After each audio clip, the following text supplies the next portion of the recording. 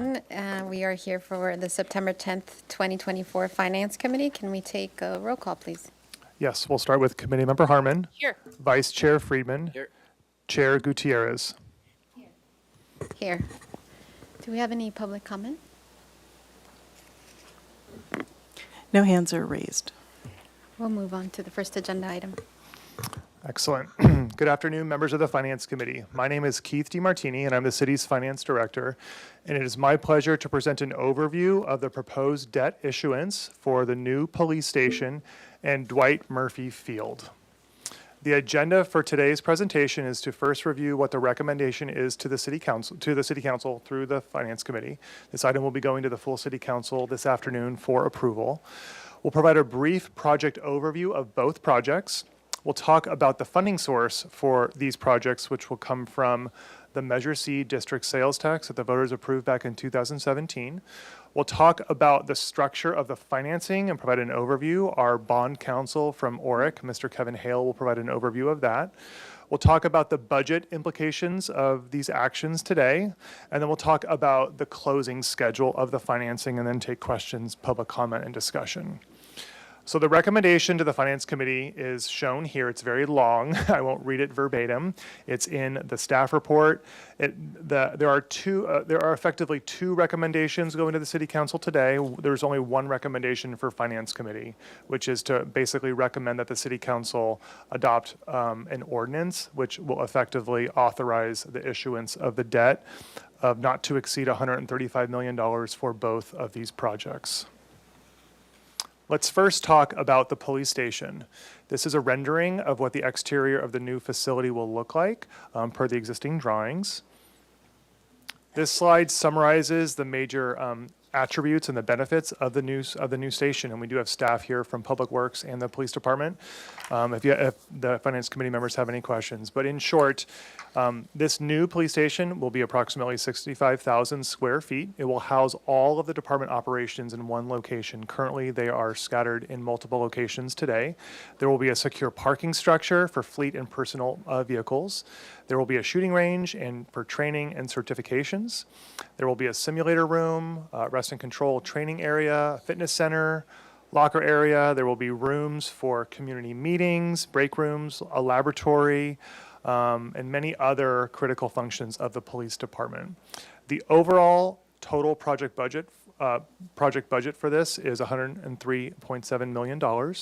And the anticipated completion date is scheduled for March of 2027 at this time.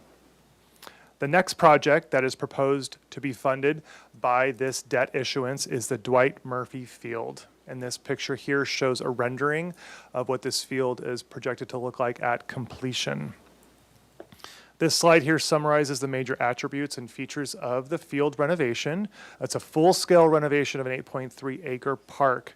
It is proposed to include a multi-sport synthetic turf field with lighting. There's a proposed outdoor gym, natural open space, picnic areas.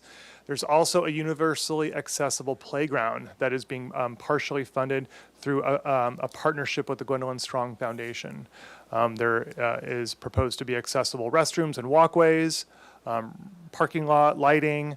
Again, this project has benefited from the foundation to the tune of $6.7 million, and there was also a federal grant that was awarded for this project as well of $1.5 million. So those funding sources together with the remaining amount, which will be secured by the total, by the debt issuance, is what is required to move this project forward.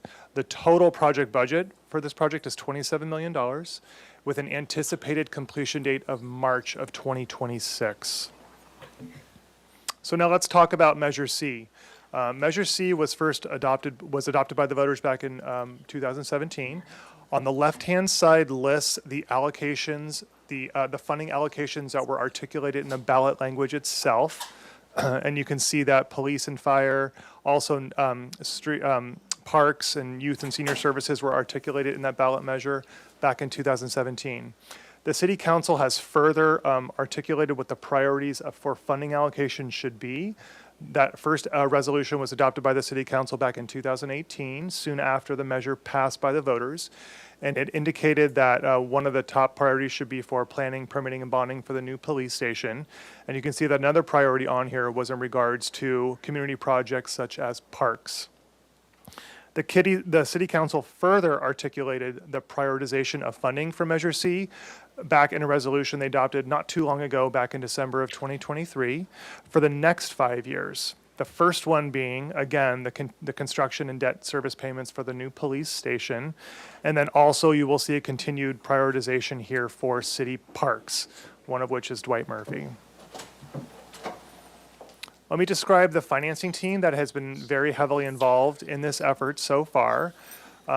First, on the city side, includes staff from finance, city attorney's office, public works, parks and recreation, and the police department. So this is a very broad project, very complex, putting this financing together. But we are also leveraging the expertise from our financing team, which has worked with the city for many, many years on other financings that we have done.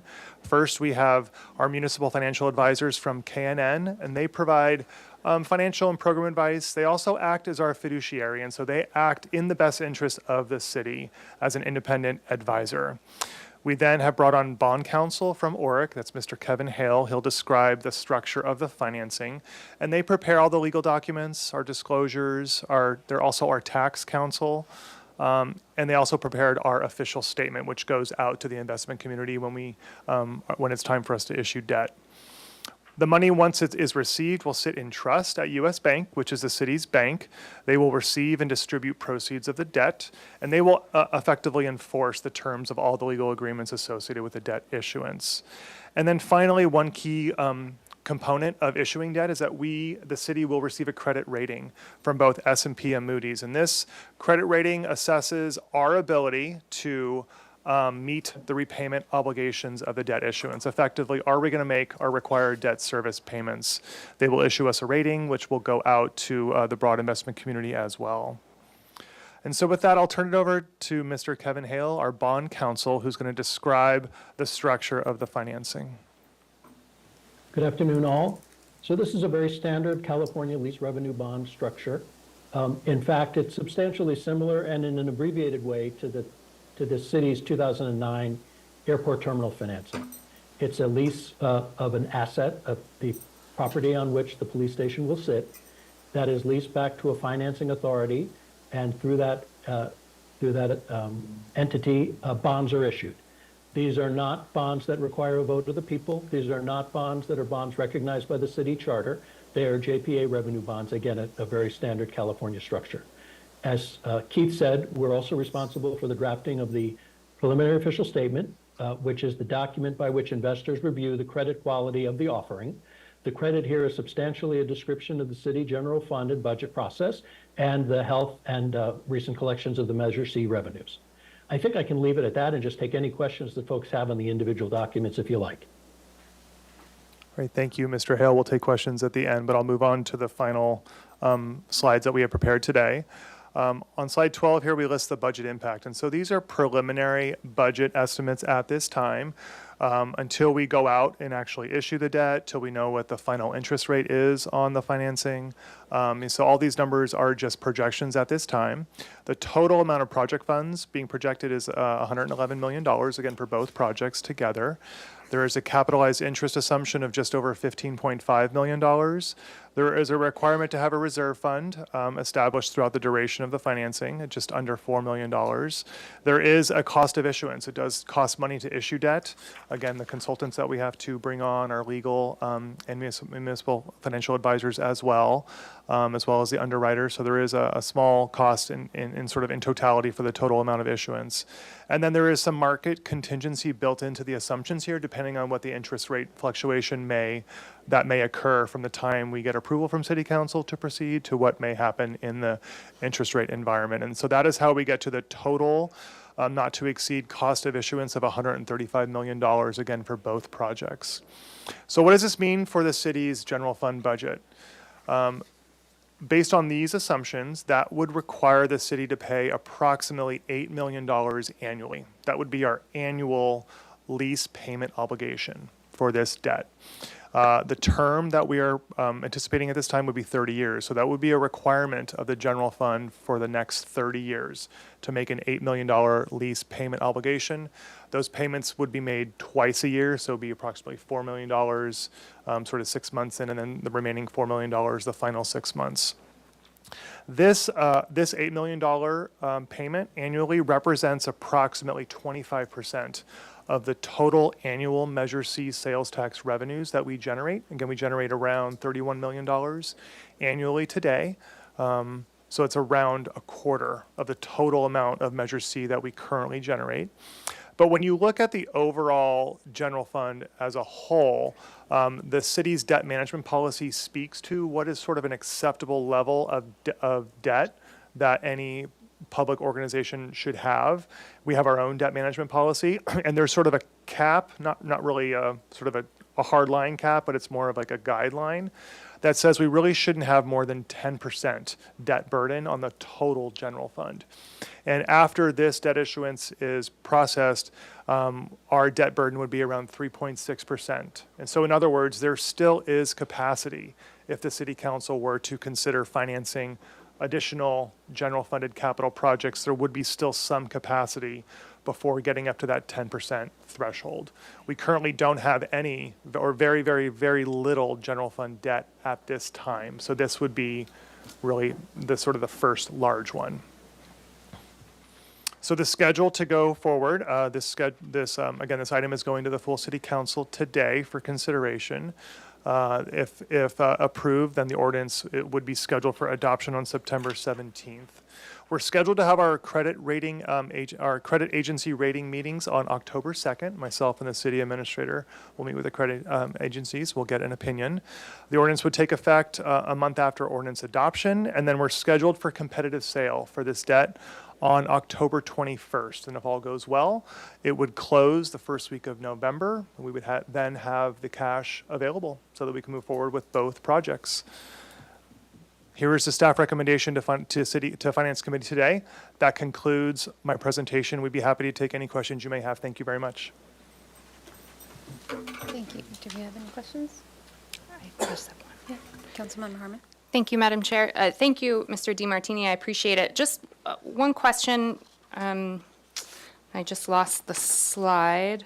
With regard to the funding for the playground, my understanding that the federal portion, there was some holdup or some complication as it pertains to the federal monies expected, and I'm wondering if we can get an update on that and to what extent we can incorporate that missing delta into this bond issuance. It's very important to me, I know to a lot of people, that this money is available, and given that we have the space in our debt ratio policy, can we cover that money which was promised by the federal government that hasn't shown up?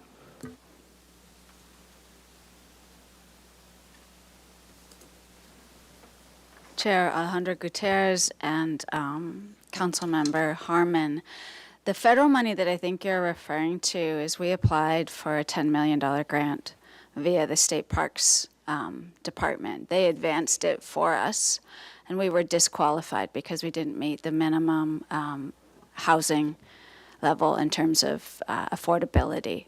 We do have a $1.5 million grant that came through with Congressman Salud Carbajal, and we expect that it will be used for the project. So with the debt financing, the project would be fully funded. Okay, great. So that money, we're not going to have to put this on hold in any way, shape, or form because of that. Awesome. Thank you. Can we move on to public comment? First public commenter, Brittany.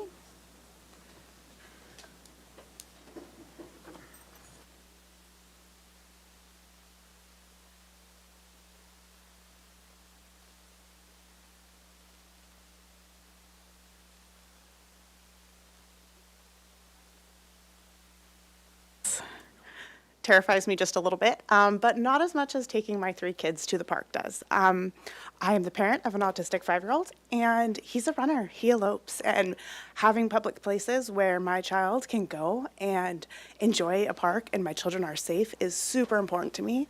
And it's really important for my other children to go and see other families like ours and other families that aren't like ours, because all kids should get to play.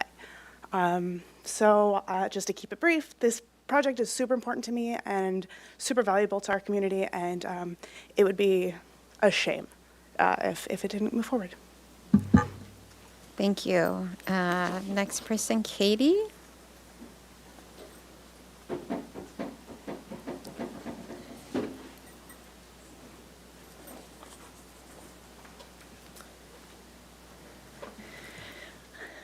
As a mother of four, ranging ages from 1 to 10, I need a place where all of my family members can enjoy activities together, creating memories that last a lifetime. It's priceless to have one child involved in a soccer game while the others explore the playground, and then be able to enjoy a relaxing picnic afterwards.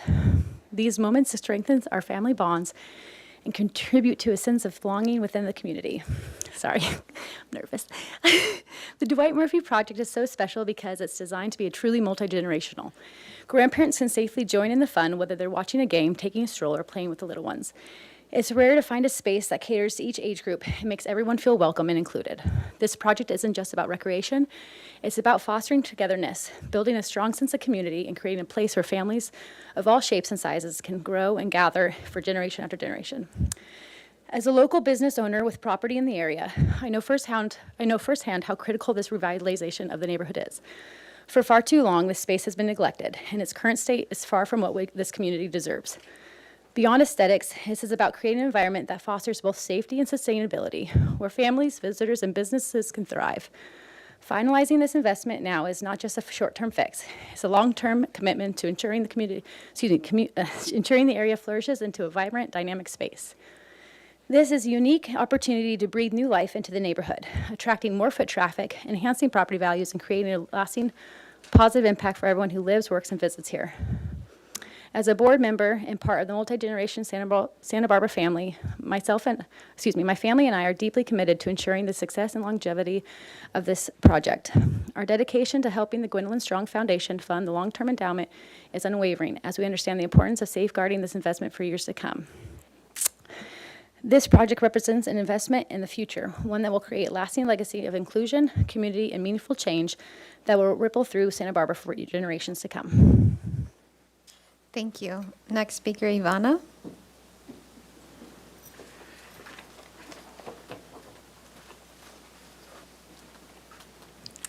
Hello, members of the committee. I'm Ivana Firestone, and my family and I have been a part of this project for at least 5 years. We've raised money in many different ways and awareness for this project in many different ways, starting from my youngest son who did lemonade stands to my daughter who wrote and performed songs in benefit of the playground. My oldest son joined his father in emceeing a couple of events, and we are all very invested in this very special project. That being said, my family, like many supporters of Gwendolyn's Playground, have different reasons for what this project means to them. But what does this mean for Santa Barbara? I think this project will be another demonstration of the compassion and empathy that this community to remind both residents and visitors that everyone is welcome and included, especially when it comes to play. I hope this project will open Santa Barbara up to new audience and visitors who will come to Santa Barbara to enjoy this incredible resource. That this community becomes their destination of choice because of what we have built together. I could go on and on about the economic impact of what this project could be in terms of tourism and tax reserve. My husband would actually love that. But I'm more interested in the return on investment to this community, which would be an absolute win. I am very grateful for the past 5 years and the discussion that this project has started in our family home and the importance of compassion, inclusion, and empathy with my kids. Now I look forward to the future when the entire community can share in this resource. That we built this together, and every single person in the community can enjoy this. Thank you. Thank you. Next speaker, JJ.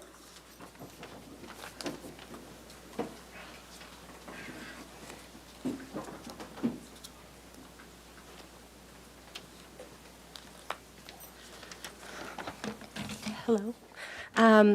My name is JJ McLeod, and I am here. I'm Milo's mom, and he is my oldest. I'm a mother of 3. I'm a disability advocate. I'm a former special education teacher in this district, and I'm a proud education director at the Santa Barbara Zoo. It gets stated a lot that 9 kids, because 1 in 10 have a disability, and it gives 9 kids a daily opportunity to include and talk to somebody with a disability. That is a true stat, but those children would need to be included in everyday activities, programs at parks, in zoos, in camps, at restaurants, on sports teams, and as simply a part of this community. I'm not saying that statistic is untrue, but I'm stating that so many children are not yet included for so many reasons that are vital to give all of us a chance to get to know them. The other 9 kids need that chance to see disability, to talk about disability, because disability is a part of life. For too long, special needs, or we need to rephrase that as the human needs of those who need accommodations, have been the add-on, the extra, the burden, the not thought about or intentionally planned for or prioritized. And this park is changing that.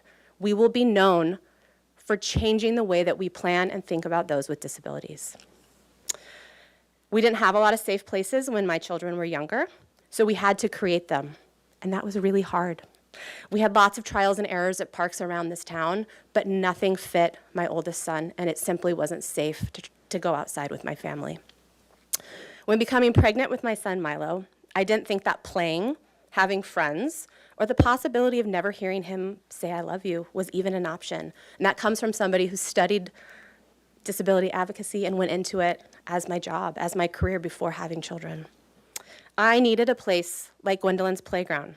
I needed to see that we were welcome, that I was not alone, and that many before me had risen to the occasion. And I wasn't the only one just wondering where my roadmap of parenting was. I needed to see that kids were happy and see a range of abilities. I needed hope that I wouldn't be alone, but more importantly, that my son wouldn't be either. I am hopeful that we will see each other as more than labels and accomplishments, accolades, points scored, and teams made, but rather hopeful that all of us as members of this community will come to the realization that we need different minds, different perspectives, different accommodations, and especially different spaces so that we can all thrive together. We need Gwendolyn's playground. Thank you. Thank you. Next speaker, Robin.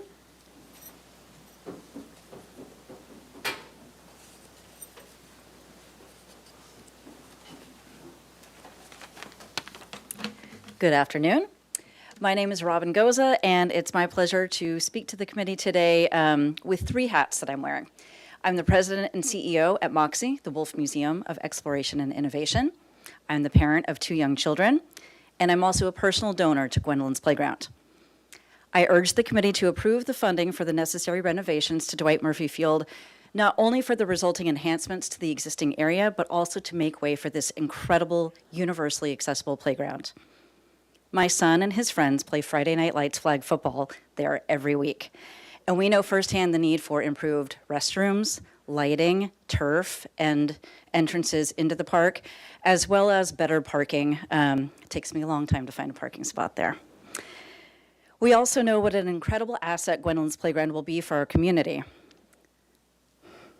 I'll get a little choked up too. This playground, which began as one mother's dream, has grown into a collective vision for what this family-friendly, inclusive community of Santa Barbara can be. And much like MOXIE, this playground will quickly become integrated into the lives of our children and families, making a lasting impact for years to come. Children represent the future of a community, so your investment, the city's investment in them now, is crucial to the long-term strength and prosperity of Santa Barbara. Thank you. Thank you. Next speaker, Tim.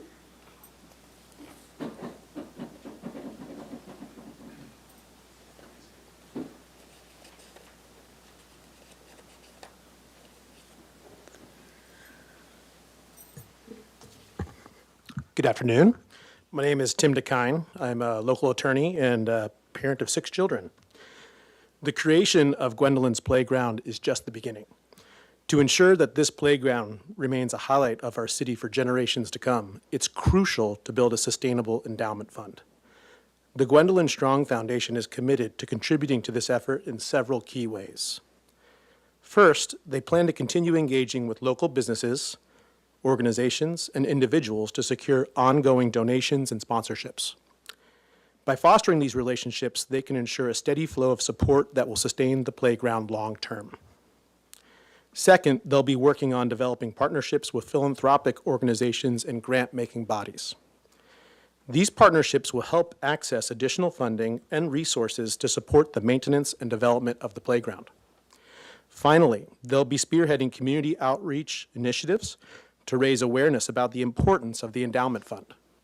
By educating our community about the need for ongoing support, they can inspire more people to contribute and become involved in preserving Gwendolyn's legacy. Together, we can ensure that Gwendolyn's Playground remains a cherished and vibrant part of our city, serving as a testament to our commitment to inclusivity and community spirit. Thank you. Thank you. Next speaker, Jenny DeKine.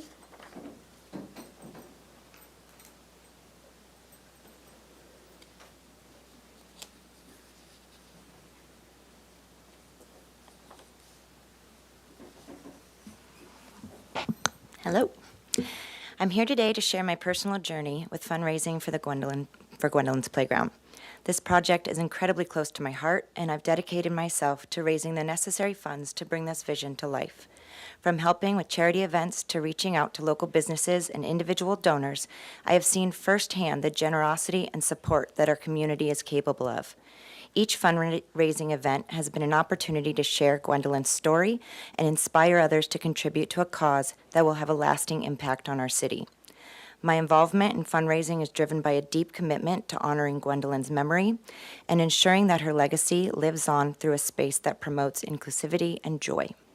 I've witnessed the power of the collective effort and the difference it can make when we come together for a meaningful cause. As we move forward, I remain dedicated to continuing these efforts, engaging with new supporters, and ensuring that we reach our fundraising goals. Together, we can turn the Strong's vision into a reality and create a playground that will be a cherished part of our community for years to come. Thank you. Thank you. Victoria Strong.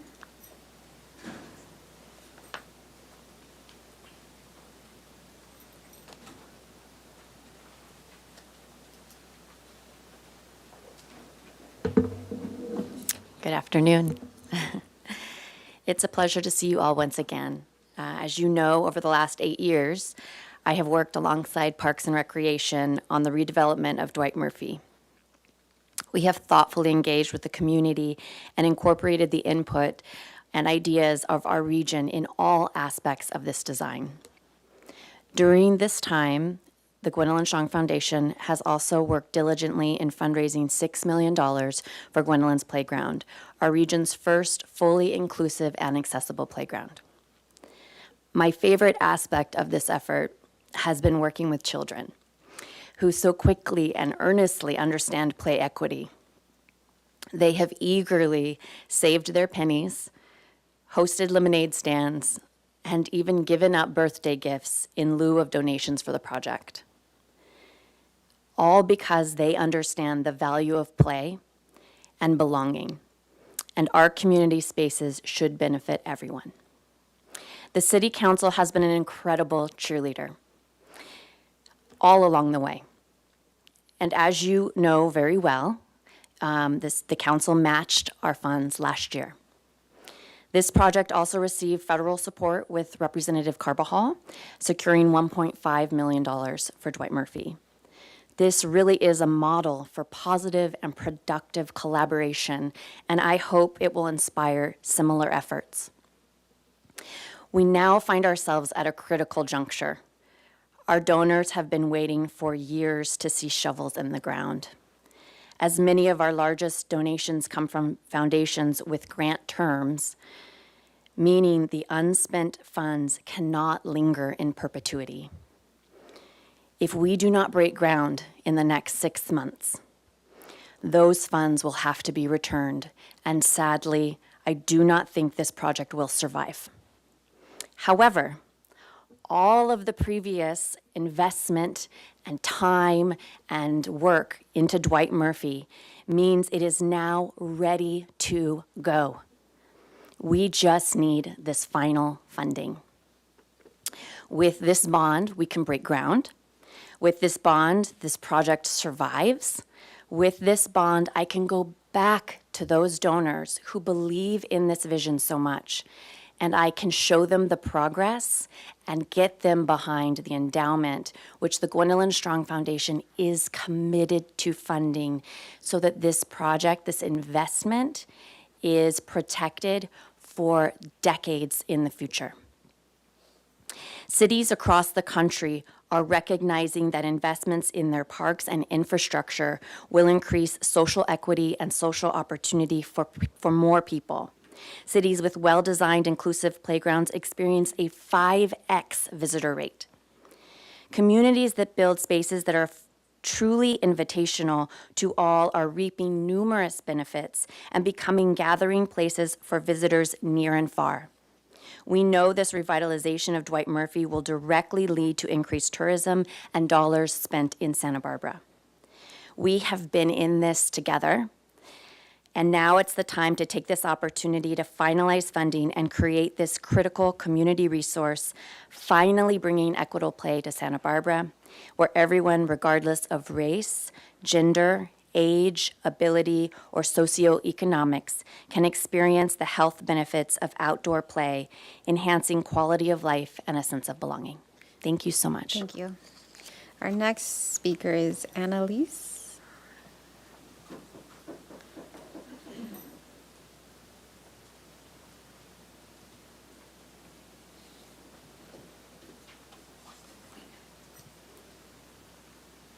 Good afternoon, and thank you for the opportunity to speak. When I spoke at the Playgrounds Butterfly Ball fundraising gala, I got to speak before Victoria, and I think that was a better position to be in than right after her. I'll keep my comments brief because I wrote a letter and just wanted to take the opportunity to say, certainly after these speakers today, that we have the opportunity to take care of our community in all of the ways, in terms of taking care of our land and our parks, but then certainly and most importantly in terms of taking care of our people.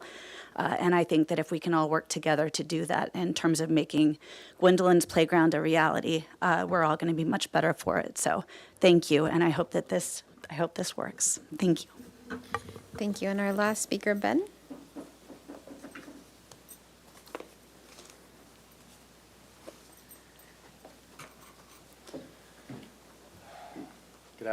Good afternoon, everyone. I'm also here wearing several hats. I am a local Santa Barbaran, parent of 3. I am the CEO of Earl Warren Showgrounds, and I am a Visit Santa Barbara board member. And I'm here to offer my support and congratulations to staff on an excellent recommendation for our city, and just urge you as council members to accept this recommendation as a new police station, and more and quality recreational space is an absolute critical need in our community. So I appreciate all the work you do and urge you all to accept the recommendation of your talented staff. Thank you. Do we have any guest speakers online? Chair Gutierrez, no hands are raised. Thank you. Any comments from my colleagues? Yeah. Ms. Harmon? Thank you, Madam Chair. Well, I have to start by saying, of course, there were so many beautiful public comments today, and particularly, of course, about the park. And I want to thank you all for coming out and reminding us of the beautiful vision for this playground, one that began with Gwendolyn and Victoria and so clearly has become all of ours. And that, to me, I think I probably speak for everyone associated with the city today when I say that is such a beautiful and rare thing. So thank you. That being said, this is Finance Committee, so as much as I would love to keep talking about that and the beauty of that moment, I do need to comment on the financing work that's being done here today. And so I just want to say one thing, and I'm not going to bury the lead. I, of course, am going to support this recommendation wholeheartedly. However, I don't take on debt on behalf of our taxpayers lightly. So for me, this is a sober exercise, actually, that I'm undertaking, albeit one with a very, very exciting end, and one that is above reproach in terms of why we would take on debt. I do want to just make very clear to everyone listening that we undertook this exercise in a very careful sober, thoughtful manner. We understand what it means to be taking on debt that is the responsibility of future taxpayers, and future generations of taxpayers will be saddled with the obligations that we're undertaking today. So it's important, as excited as we are, that we make sure we take a very careful and sober look at what we're doing. And I can say wholeheartedly, and I thank Mr. DiMartini and his staff in particular for their approach to this. It has been done very carefully. And to the taxpayers who may be listening, we are not undertaking this lightly, and we are not undertaking this with an eye just for the now. The projects that are going to be funded through this debt issuance are all about future-proofing our community. We didn't talk very much about the police station today, didn't hear very much about it, but it's a critical effort. This new police station, it's a critical need. It's going to bring our physical law enforcement infrastructure into the 21st century. We cannot ask our law enforcement to perform 21st century policing practices if we don't give them the tools and the space they need to implement those practices. So to the extent that we have a vision for law enforcement in our community that is equitable, that is community-based, we're already doing that. I mean, our police force has done so much with so little, but it's time we give them the tools that they need to truly practice this 21st century community policing. And I see our chief in the back, and I want to acknowledge her and our whole force and say how excited we are to move forward with this project. And of course, the Dwight Murphy Field renovation, I don't have to add really anything to the public comments that we already heard. Gwendolyn's Playground in particular is wholly about our future in every way.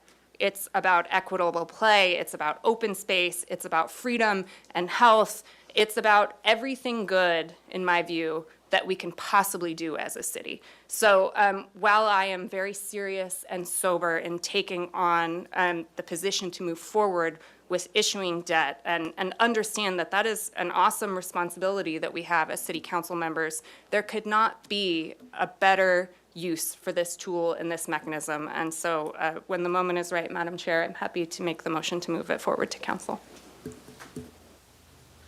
Councilmember Friedman. Thank you, Chair Gutierrez. First, thank you to all who spoke up. Once again, Finance Committee just seems to be where all the action is, and everyone's forgetting about council. So, jokes aside, but I do appreciate the really heartfelt comments today by those who spoke. I know many of you, and it's important to have your voices heard here and at a moment where we're going to be moving something forward that's a long time coming.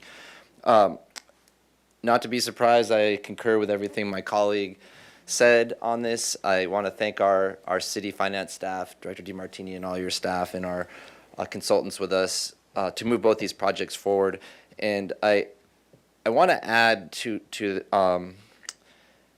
this is coming out of Measure C, and it's important that it did because that was the police station in particular was the impetus behind one of the driving forces of Measure C, and that was part of the promise that was in Measure C.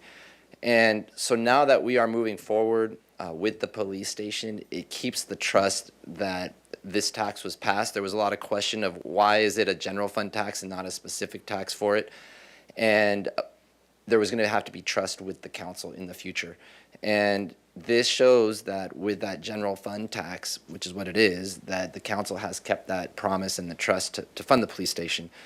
And it is critically important, as Councilmember Harmon, or I'll say Committee Member Harmon here is saying with our police force, because that I've toured that building a few times, and it needs to go, and we need to get in the. That's all I'm going to say about it. The one thing that I will say is, that stuck out when I toured it, and is that we don't have the proper changing facilities for our female officers in there.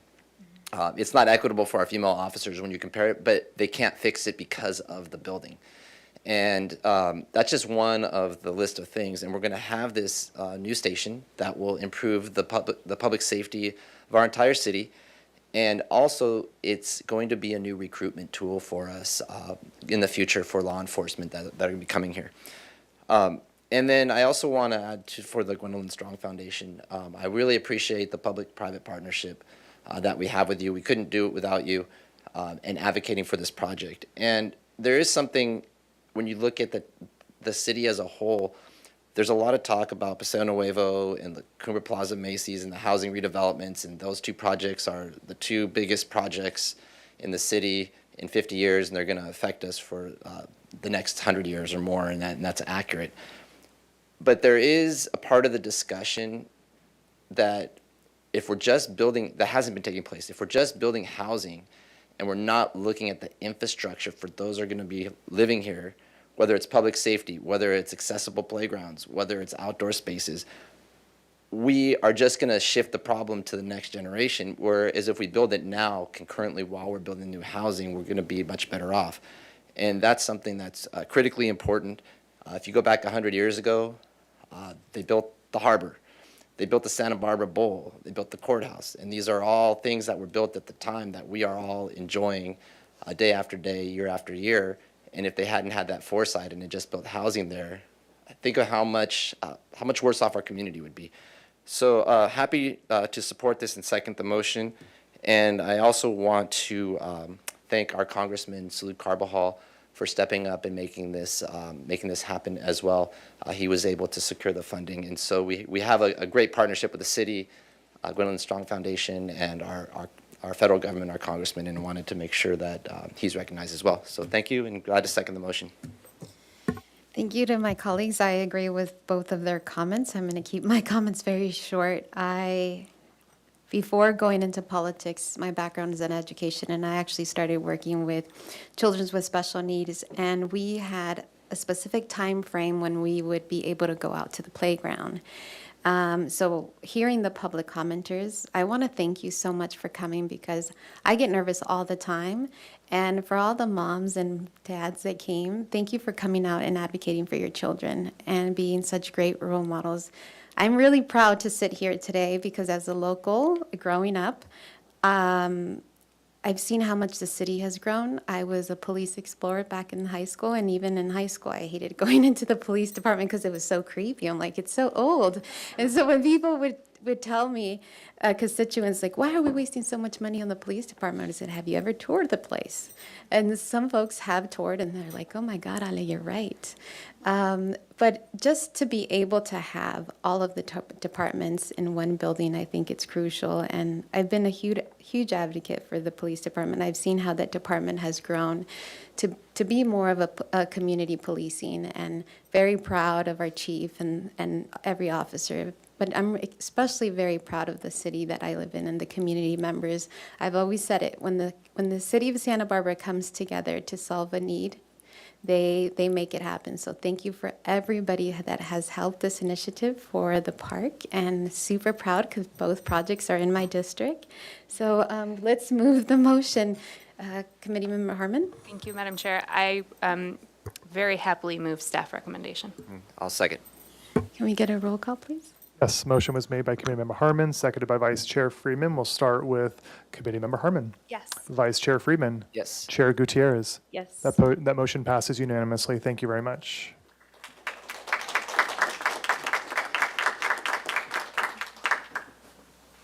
So we'll move on to our second item. Thank you, Chair Gutierrez and committee members Friedman and Harmon. I'm Laura Doubles, and I'm the Housing and Human Services Manager for the city. Thank you for having us here today to present to you the City of Santa Barbara's new local housing trust fund selected projects, and to request authorization to apply for matching funds totaling $2.9 million from the state's local housing trust fund program for these affordable housing projects. Next slide.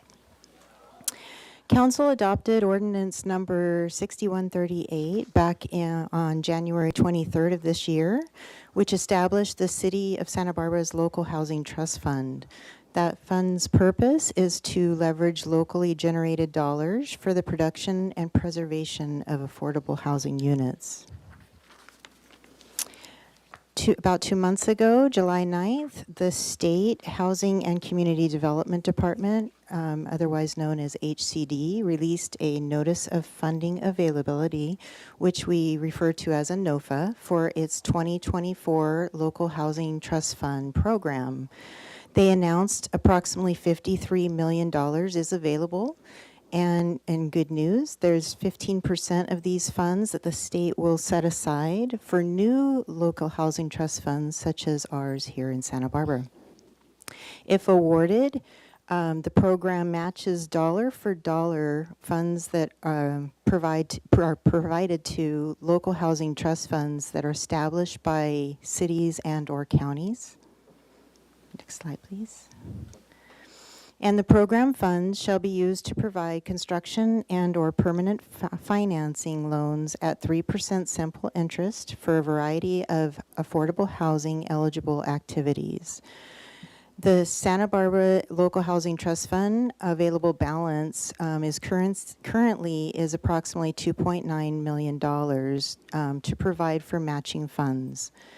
If our application is awarded, and after the 5% of program funds and 5% of matching funds is subtracted for the eligible administrative costs, the total funding will be $5,510,000 to the eligible projects. The state requires that applicants follow the public vetting process as required by state law to select those projects. And the state's NOFA awards points for the readiness category, which requires a public vetting process. So to conform to those requirements, the city did issue a notice of funding availability and request for proposals, or RFP, on August 2nd with a deadline of 4:00 p.m. on August 23rd. And I am pleased to announce that the city received 2 eligible project proposals in response to that RFP, and that the Community Development RFP Committee reviewed both of those projects and recommends splitting the funding equally between the two and submitting both projects in the application to the state in response to their NOFA by the deadline of 4 p.m. on September 17th, which is this next Tuesday. The proposed projects are 15 South Hope, presented by the Housing Authority of the City of Santa Barbara, and Carrillo Street Apartments, presented by People's Self-Help Housing. Both of these projects present excellent opportunities to increase much-needed affordable housing in our community, and if our application is awarded, the local funds in our City of Santa Barbara Local Housing Trust Fund will be leveraged into projects with estimated costs totaling almost $100 million. More importantly, approximately 100 new affordable housing units will be built to house lower income households at or below 60% AMI. And over half of the units proposed to be built will be restricted even further to extremely low income, which is at or below 30% AMI. Each of these projects will set aside a certain amount of units for special needs housing, which is a critically underserved population. And both of these developers are longtime city partners that we have been in partnership with for years and years.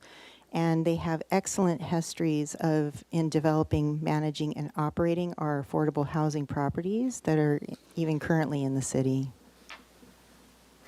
And now I'd like to introduce and welcome Mr. Rob Fredericks, the Executive Director of the Housing Authority of the City of Santa Barbara, to present to you the 15 South Hope project. Thank you.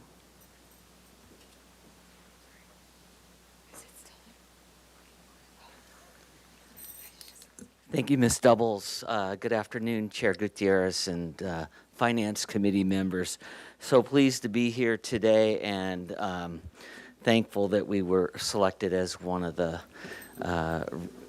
possible recipients of this much needed funding. And I want to thank again City Council and City staff for instituting the Local Housing Trust Fund and getting the funding in there that's so needed. As you can see, able to leverage that much money into creating almost 100 units between the two developments that are before you today. I want to go over our specific development, 15 South Hope. It's another development that we're really happy that we were able to purchase the property just this last December. It was to be a market rate development, and we're able to purchase that and turn it into 100% affordable development. And along the same model that we did with Veracruz Village right on Coda Street here. So 15 South Hope will be 46 total units, 17 studios, 13 one-bedrooms, 16 two-bedrooms. 13 of the units will be restricted to low income, no greater than 60% AMI, 14 units at no greater than 50% area median income, and 18 units restricted to extremely low income, those households earning no more than 30% area median income. And we will also have on-site supportive services available to all residents, and those will be funded by operations. Next slide, please. And the mix of the populations to be served, 50% of the units will be designated for special needs, meaning individuals with developmental, physical, or mental health disabilities, and there's still such a great need for that. And the others will all be, of course, income eligible, being low income there. Next slide. We're going to have a common area and meeting space to accommodate services that I mentioned, centralized laundry room, elevator serving all 4 floors of the development, and we are going to overlay the development with project-based Section 8 rental subsidies so that even those extremely low-income residents at 30% or below, they'll always be able to afford the rent with that Section 8 rental subsidy overlaid onto the development. Next slide, please.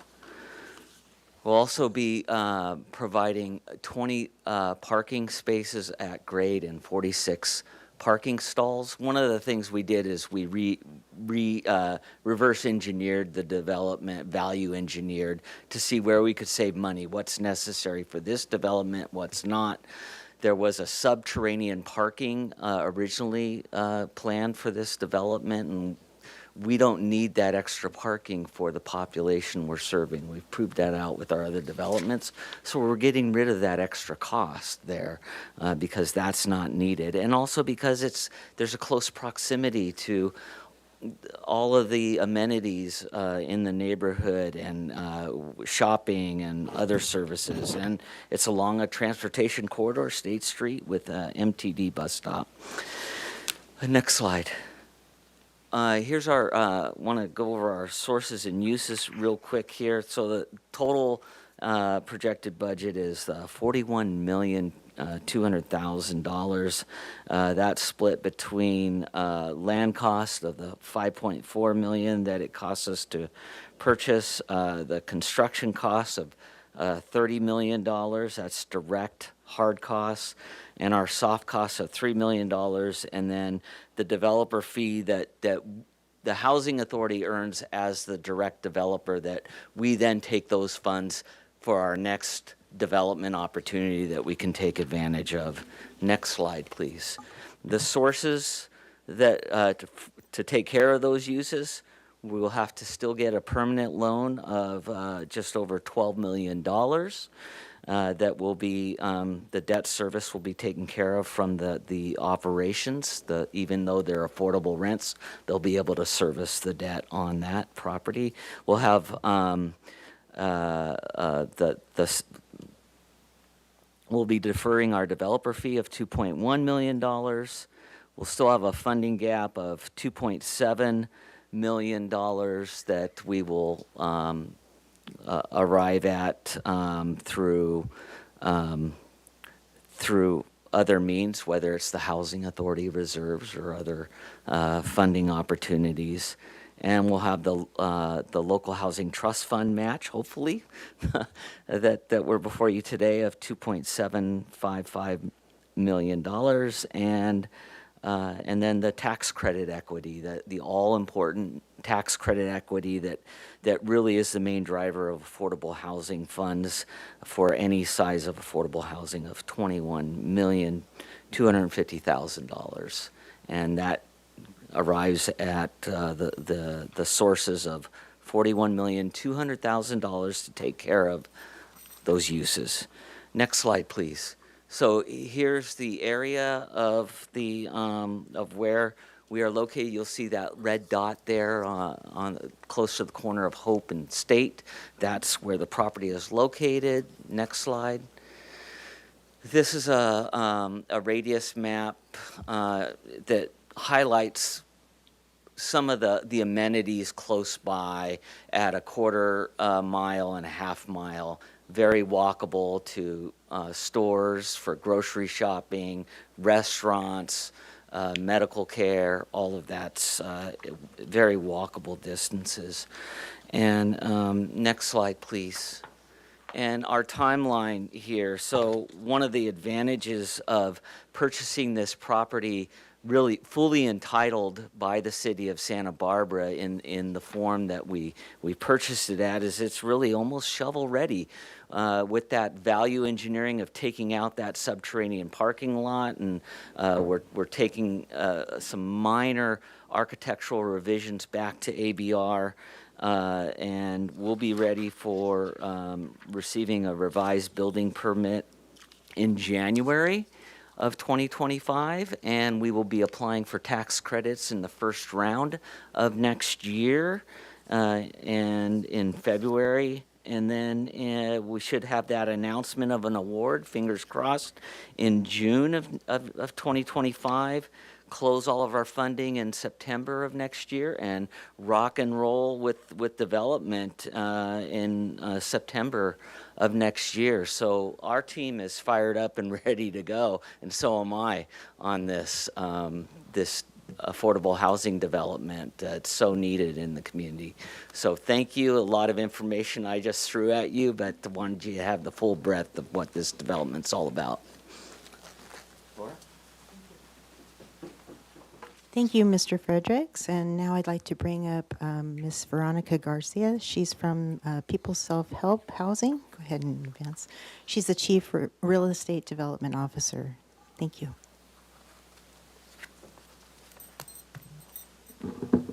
Hi, good afternoon. Veronica Garcia, Chief Real Estate Development Officer for People's Self-Help Housing. It's great to be here with you all today. People's has developed in the city of Santa Barbara, but it has been quite some time, so we are providing just some brief background information. We're a nonprofit certified CHOTO organization founded in 1970. Actually, that's 71, to correct that for the record. We have corporate offices in Oxnard, Santa Barbara, and San Luis Obispo. We've developed 57 either acquired and or newly constructed affordable rental properties and over 1,200 affordable single-family homes. We serve over 5,000 residents throughout the Central Coast, have over 220 employees, and we're a one-stop shop, which means we do our own development. We have a general contractor in-house. We provide our own services. We have an education department, and we're our own property management firm for all of our developments.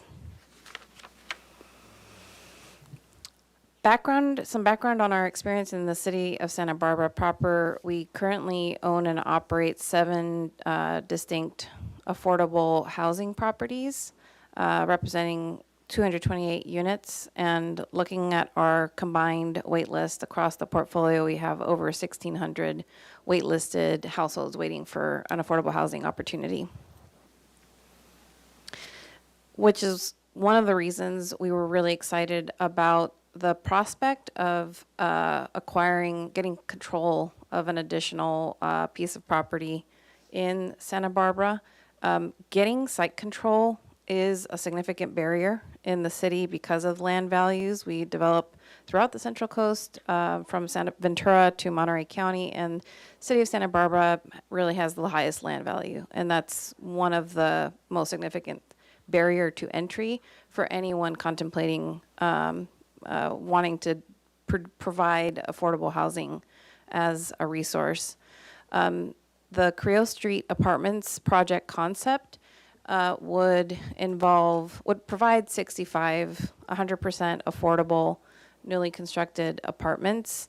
That unit mix would include studios, 1-bedrooms, and a few 2-bedroom apartments, including one for our on-site manager. And of course, our goal would be to make all of the apartments 100% affordable to households earning no more than 60% area median income. And a key goal for us here would be to aim for at least half of our apartments to be affordable to extremely low-income households. That's the 30% area median income.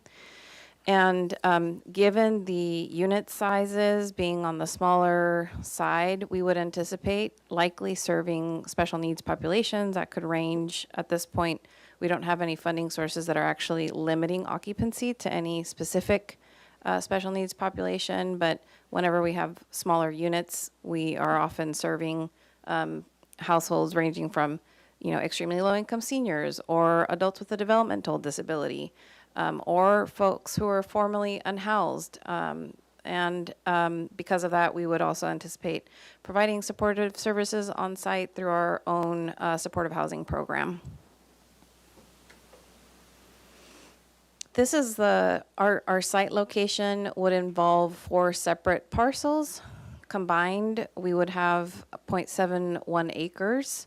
Those are the parcels pictured there. There's a vacant, it appears as one parcel, but it's really 2 separate parcels. That's a vacant parcel. There's another parcel with an existing 8-unit apartment complex and an additional house in the back and a carport structure.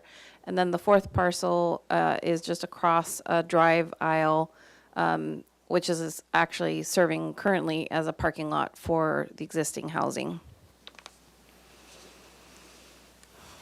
The site is in a great location, walking distance to State Street, between Bath and Castillo Street, prime property in the city of Santa Barbara. In designing the project concept, we evaluated what would be the best use of the space and the land. And a key goal for us in this project is to be able to maximize the opportunity to house people who really desperately need extremely affordable rents. And we also wanted to be context sensitive and achieve a design concept that would honor and uplift somewhat traditional Spanish style, but with a contemporary approach. We also want to have a pedestrian-friendly ground level design. To do that, we would have a ground floor courtyard or open space and would place our community serving spaces on the ground floor facing Creo Street.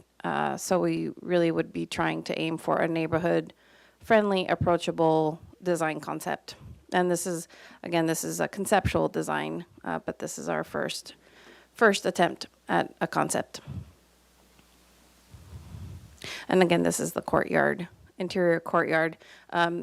Density, this is a higher density infill project, but I think we've seen many examples now of density can be done well, density can be beautiful, and can uplift neighborhoods. On-site amenities for the project would include supportive services for all residents. I mentioned street-facing community room, on-site property manager, multiple offices. We typically try to have multiple offices for service providers, as well as an office for our on-site property manager, a central courtyard, second floor deck and open space above the ground floor, common laundry on-site. The parking would be, continue to be provided on the existing parking lot behind the project, and high-speed internet. We raise funding to provide free internet access for all of our residents. And this is just a quick snapshot of the location and surrounding amenities. There is a bus stop directly in front of the property, and it is walking distance to a number of really great neighborhood serving amenities, including grocery store, a clinic, the library. Of course, we're just a few blocks from State Street, and a number of community centers. Our overall project conceptual budget is estimated to be approximately $55 million. A significant cost, as I mentioned, is land value. Our construction cost is, we have in-house estimating services provided by our general contractor. We're estimating roughly a $33 million build.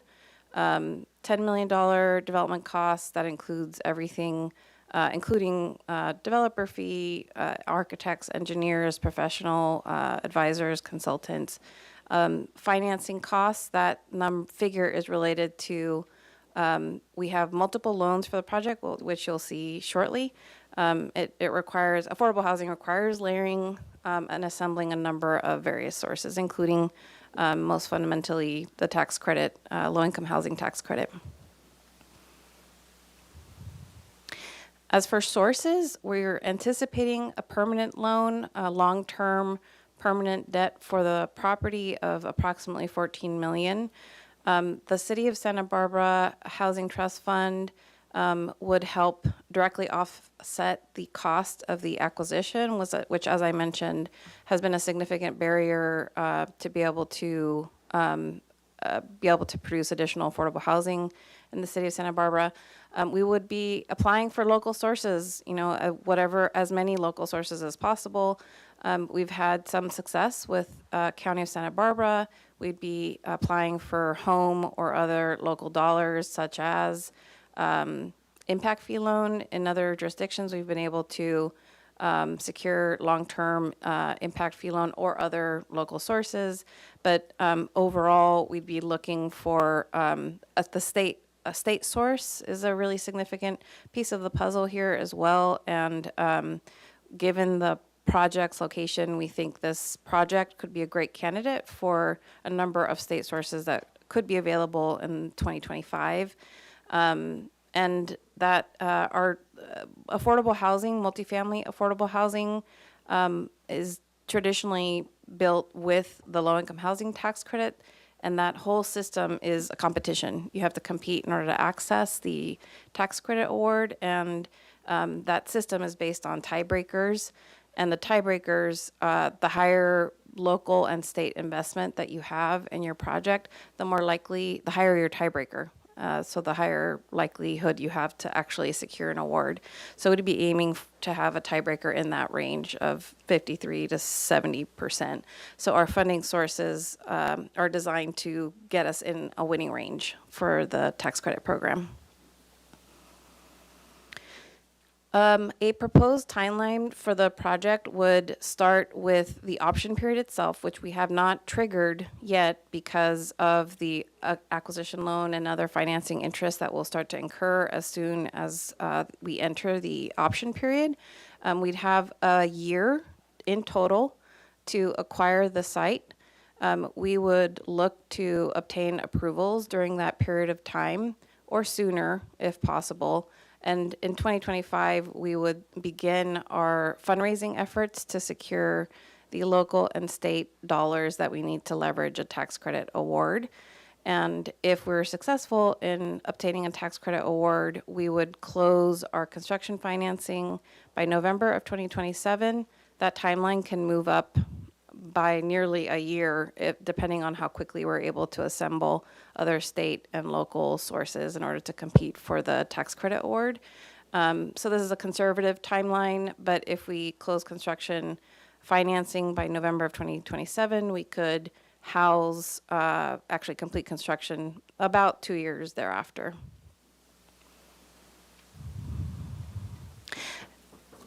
This is not my part. Thank you, Ms. Garcia.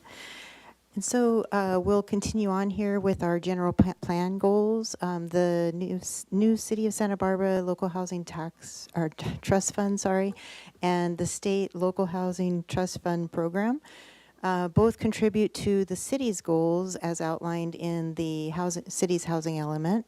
Goal 8, Fund Affordable Housing, Policy 8.1, which states identify new funding sources and strategies to support affordable housing. So in summary, the establishment of our local housing trust fund here in Santa Barbara has allowed the city the opportunity to apply for the state's matching fund program. If we are awarded, the funds will be matched dollar for dollar, greatly leveraging that $2.9 million that the council has set aside in the fund to assist with the approximate $100 million in development costs. And the 2 project proposals will provide approximately 100 new affordable housing units for lower income households in the city. And that brings us to the staff recommendation. It is very lengthy, so I won't go into it word by word. But a lot of these are actually requirements by the state for us to apply. The resolutions are all basically requirements. And then we, of course, need your approval.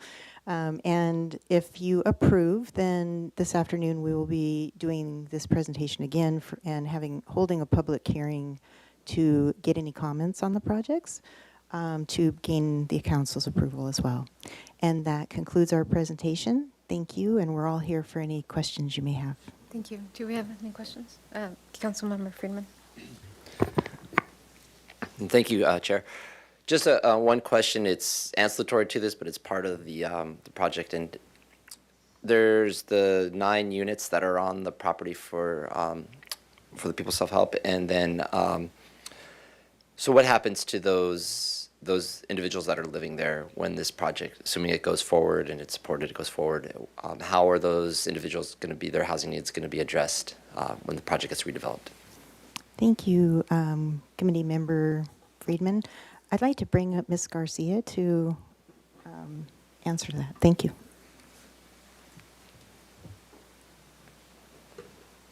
So there are 10 existing units currently. I believe only 8 are occupied, but that's as of outdated information. We don't have an updated rent roll just yet. But our project, once we acquire the property, which might not be for a year out from now, from today, Peoples would become the landlord, basically take over as the property management agent and landlord for existing residents. And as I mentioned in the timeline, it might not be, we might not actually be able to start construction for 2 to 3 years, thereabouts. So as soon as we take ownership of the property, we would immediately be working to comply with state and federal relocation law and hire a relocation advisor. If currently the project concept would involve demolition of all of the existing structures on that parcel, we would be notifying tenants, providing a notice that while there is a change in ownership, they don't have to move right away. And that if there is activity that actually requires them to move, that they'll be receiving the required noticing and a minimum of 90 days, which is the required noticing period. And in that period of time, we would be working with the existing residents. I've worked on a number of projects that involved relocation. Depending on the nature of the relocation, that it may involve temporary relocation, where residents would have an opportunity to come back to the units once they're completed, or some residents are not eligible and then would be eligible for permanent relocation. In which case, we've even had residents who've been able to acquire a house with the actual permanent relocation assistance. We can connect them with resources if that's of interest. But really, all of that is a very involved process where we work closely hand in hand with each resident. And we are aware of the city's newly adopted ordinance and studied the tenant protection ordinance that went into, I believe it's currently in effect. We've already reviewed that with our legal counsel to ensure that we can comply. Our project's already subject to state and federal relocation law. So there's nothing really that changes because of the ordinance, but we're aware and have studied the issue. So some residents may be income eligible and could be eligible for the housing that's built. Others may not, and we'll have to review and work through that hand in hand with each household when the time comes.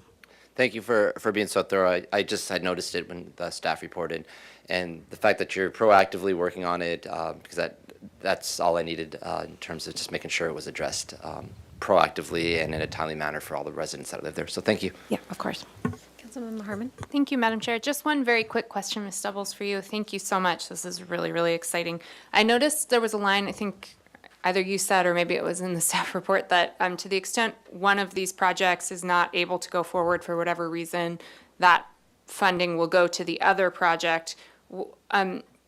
Particularly, I'm thinking about the People's Project only because it's not quite as far along as the other one. What is the trigger for us or for you and your team to say, okay, this project is not moving forward? Is there some sort of drop, I don't use that phrase, is there some date by which we expect X to have happened? Otherwise, we will understand this project not to be moving forward, and so we'll apply it elsewhere. And I ask just because, while the timelines are long and I have total confidence and super excited, I also don't want the money to languish, if it's looking like it's really not going to happen for whatever reason for either project. Thank you. Yes, thank you, Committee Member Harmon.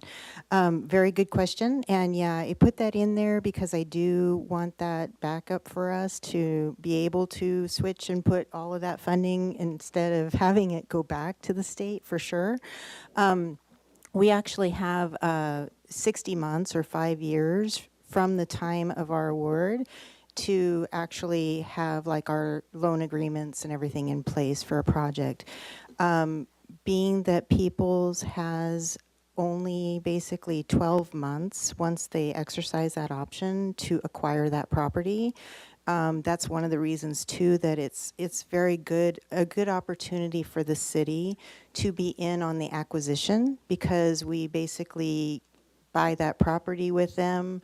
We put the restrictions on. We're, assured that they're going to be affordable then, and then what moves forward from there would be all of the development, but we've already done our due diligence on that money. Thank you. That's a great point. Appreciate it. Do we have any public comments? Chair Gutierrez, no hands are raised. Any last comments from my colleagues? Thank you, Madam Chair. Well, this is so much of what so many people spent so much time on. Director Isaacson, thank you.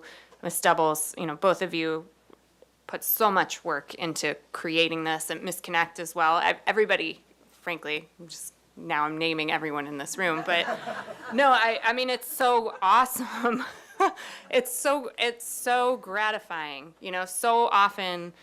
Same with the prior item, but particularly this, we have these ideas and we think about these policies and we make these ordinances, and sometimes, I've never been frustrated by this, but sometimes it feels so divorced from practical, effective action. And so to have gone through this whole process, and Councilmember Friedman, we had so many conversations. It just is really, really gratifying, and I'm very grateful for all the work. You guys picked this up and just ran with it, truly. And I think this is great. I think the fact that 2 projects can move forward, not just one, is a huge plus, and this is working absolutely the way that it was intended to. So I'm very pleased and grateful. Thank you. Mr. Friedman? Thank you. Just echo comments. And also, these are important projects, and I appreciate our partnerships with our housing providers, Housing Authority, and People Self-Help. With the project on South Hope, one of the interesting facts, I think you mentioned it, Mr. Fredericks, is it was 45 market rate units, but it was approved through the AUD before we had an inclusionary. So there wasn't even an inclusionary 10% on it. So it was all market all market rate. So that's even a more important point because we wouldn't have had any affordable housing at all. So happy to support it, and I'll make the motion when time's right to move the staff recommendation. Do we have a second? Second. Can we get roll call, please? Motion made by Vice Chair Freeman, seconded by Committee Member Harmon. We'll start with Vice Chair Freeman. Yes. Committee Member Harmon. Yes. Chair Gutierrez. Yes. That motion passes unanimously. Thank you. We're all done with finance Thank today. you. Thank you.